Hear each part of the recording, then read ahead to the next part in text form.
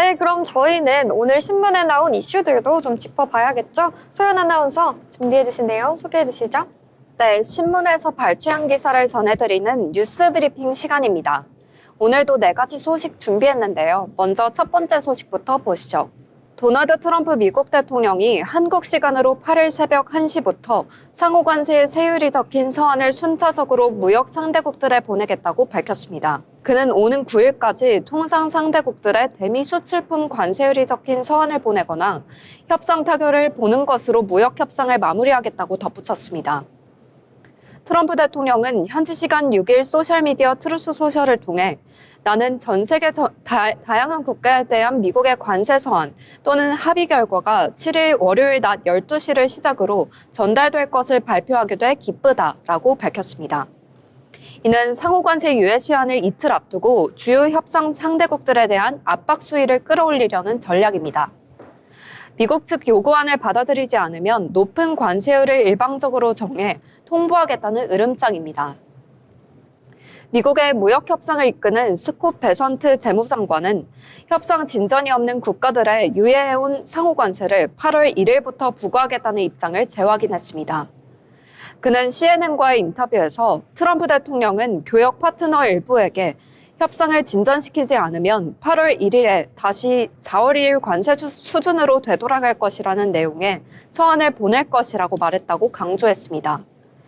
이와 함께 트럼프 행정부의 최고위 참모들은 성실히 협상하고 양보하는 국가들에 대해서는 관세 부과를 유예할 수 있음을 시사하면서 타협을 종용했습니다. 백악관 국가경제위원회의 캐빗 해짓 위원장은 같은 날 CBS에 나와 무역 협상 시한은 있지만 일부 국가는 협상 시한을 넘길 수도 있다고 밝혔습니다. 스티브 미런 백악관 경제자문위원회 위원장도 ABC 뉴스에 출연해 성실히 협상하고 합의를 위해 양보하는 국가들이 있다며 그런 국가들은 일정을 조정할 수 있을 것이라며 협상 시한 연장 가능성을 시사했습니다. 이날 트럼프 대통령은 미국의 무역 정책에 반발하고 있는 비서방 신흥경제국 연합체인 브릭스를 향해서도 경고를 보냈습니다. 그는 트루스 소셜을 통해 브릭스의 반미 정책에 동조하는 모든 국가에는 추가로 10%의 관세가 부과될 것이라며 예외가 없다고 말했습니다.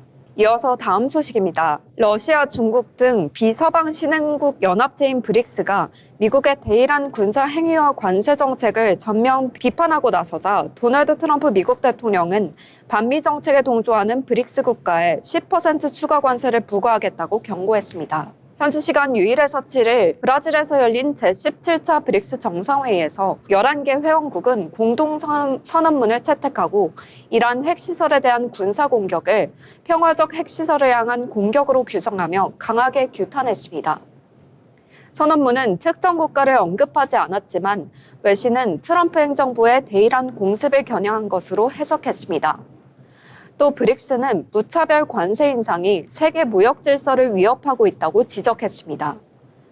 이번 회의는 이집트, 이란, 사우디아라비아, 아랍에미레이트, 에티오피아, 인도네시아 등 6개국이 새로 합류한 이후 처음 열린 브릭스 정상회의입니다. 기존 5개국을 포함해 총 11개국으로 확대된 첫 다자 외교 무대인데요.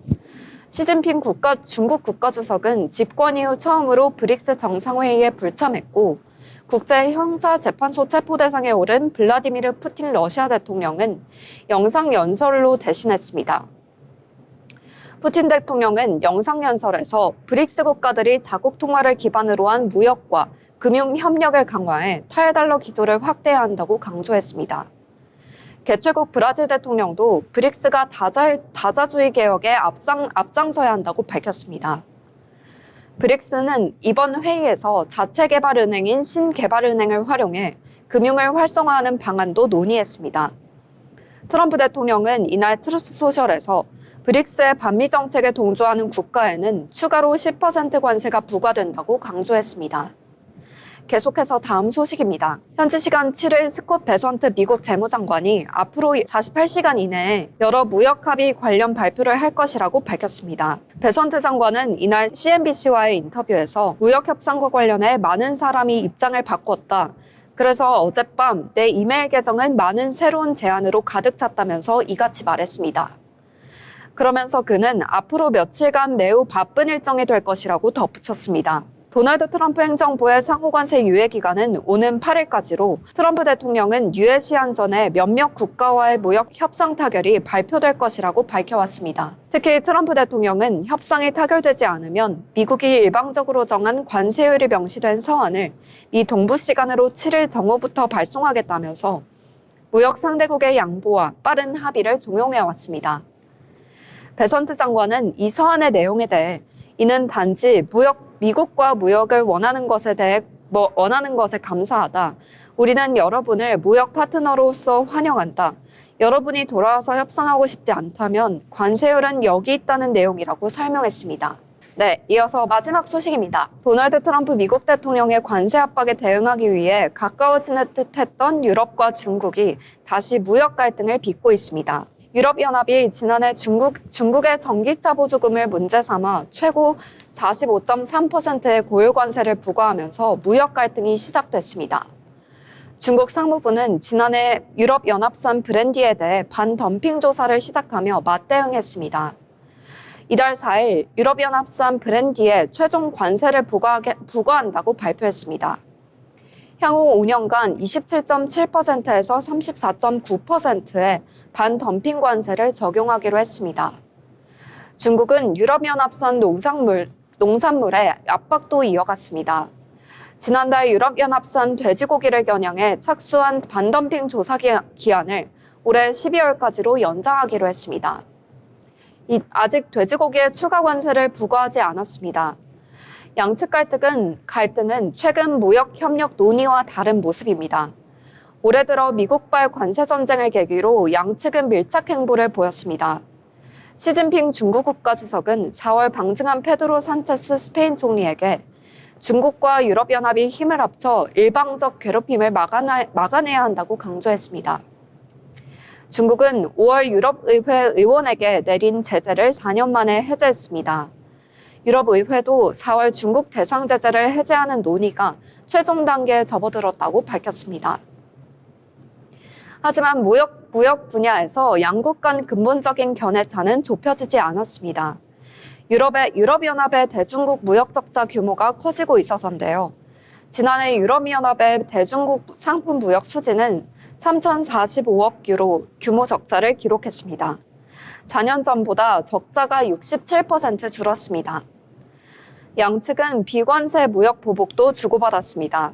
중국 재정부는 6일 중국 중앙지방정부가 예산 4,500만 위안 이상 의료기기를 구매할 경우 유럽연합 기업 참여를 배제한다고 발표했습니다.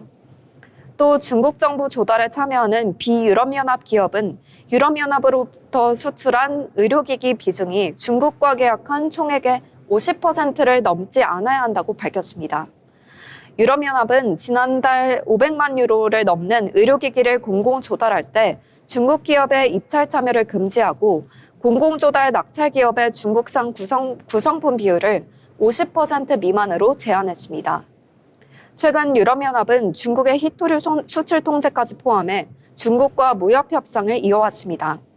이 같은 기류에서 이달 말 중국에서 열릴 유럽연합 중국 정상회담 일정이 축소될 것이란 얘기도 나오고 있습니다. 네, 제가 준비한 소식은 여기까지입니다. 지금까지 뉴스브리핑이었습니다. 네, 다양한 뉴스 소식들 전해주셨습니다. 미국의 관세 압박과 주요국들의 대응 속에서 무역지형은 또 한 번의 변곡점을 맞고 있죠. 앞으로 협상 결과가 각국에 어떤 영향을 미칠지, 경제에 어떤 영향을 미칠지, 우리 시장에는 또 어떤 모습 이어갈지 함께 살펴보시면 좋겠습니다.